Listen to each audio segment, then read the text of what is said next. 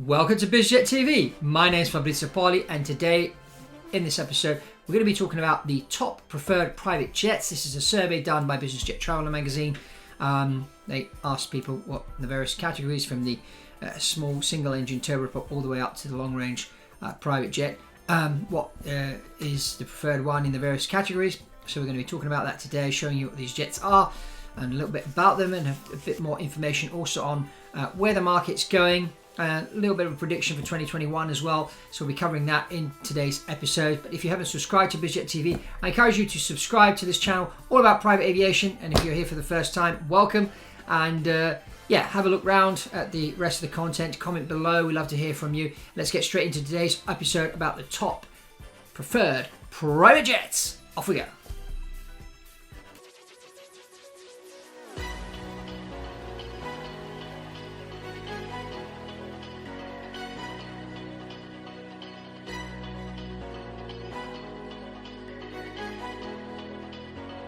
Business Jet Traveller magazine have just recently done a survey, and interesting stat that came out is that 58% of the people that were participated in this survey actually said they flew less in 2020 because of COVID lockdowns.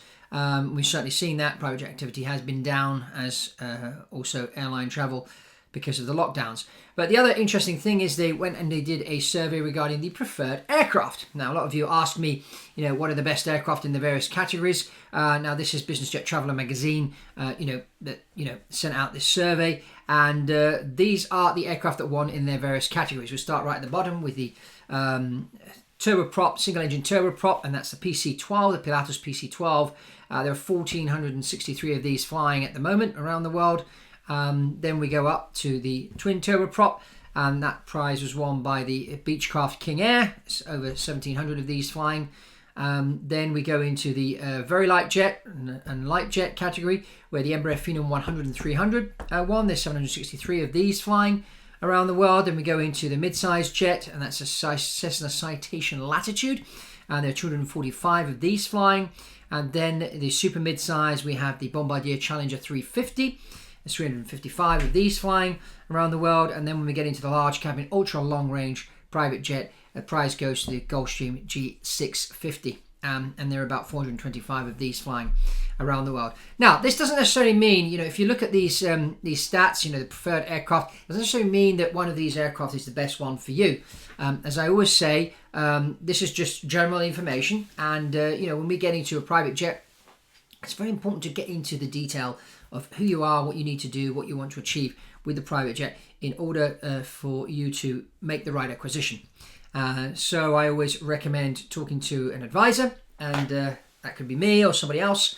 But come on, talk to a professional, and the professional will ask you a number of questions to sort of assess where you are at and what you need. Now, certainly coming into 2021, we're seeing a number of changes. Brexit has been finally done in the UK, so off the UK go on their own, and they'll be doing some free trade agreements with a number of countries around the world, from the United States, Canada, Australia, Japan, South Korea. How is that going to affect the economy, and how is that going to affect private jet travel? Of course, private jets are the first ones to go out there to do the flying.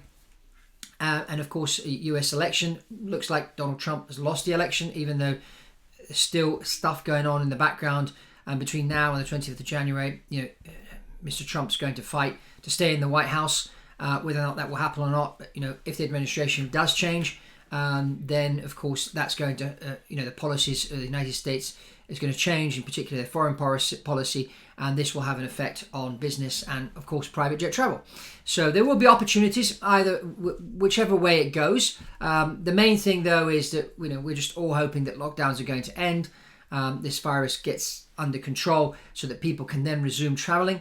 I think that once travel does resume, I don't think we're going to see as much travel as we've seen in the past. People are going to be a bit cautious, but also people have discovered that you can get a lot done through this kind of means. Video conferencing, Zoom conferencing, a lot of deals have been done and can be done. And so I think, a lot of companies and individuals, before they launch out to do on a business trip, they're going to sort of figure out if they can get it done remotely. But of course, people will travel for leisure. And that's certainly what we're seeing with private jet travel, which is at about 80 to 85% of what it was in 2019 right now. But, most of those flights are leisure, and half of those people flying private are actually newcomers to the market. Now, there are about 44,000 private aircraft, and that includes the turboprops. You've often heard me say 22,000.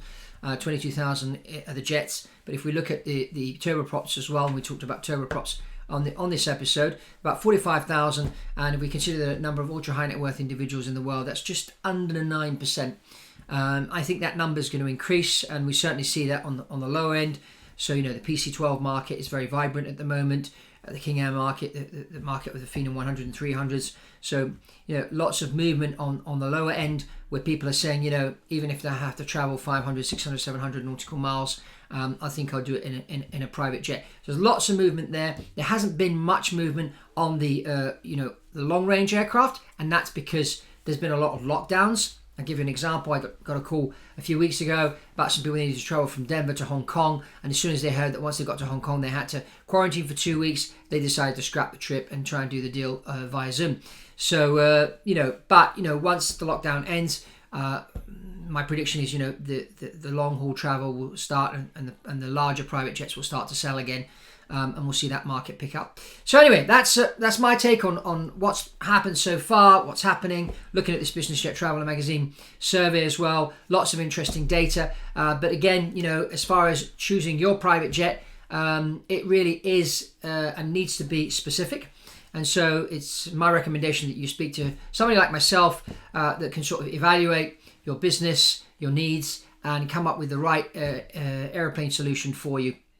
That's really, really important. So I wish you all a great 2021. Let's hope this brings good things. 2020 has been a bit of a bad year for a lot of people with the lockdowns, a lot of people suffering from depression, people have lost loved ones and that. And so we're hoping that 2021 will bring us a bright new year, a bright new decade. And the private jet is certainly going to be a key player for business people in 2021.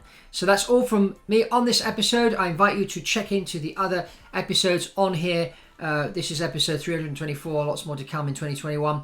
So check out the other content that we have here on BizJet TV. And if you haven't subscribed, I invite you to subscribe to this channel, and also comment below. We'd love to hear from you. Any suggestions you may have for videos in the future, we'd love to hear from you. And that's all from Fabrizio on BizJet TV, and I'll see you on the next one.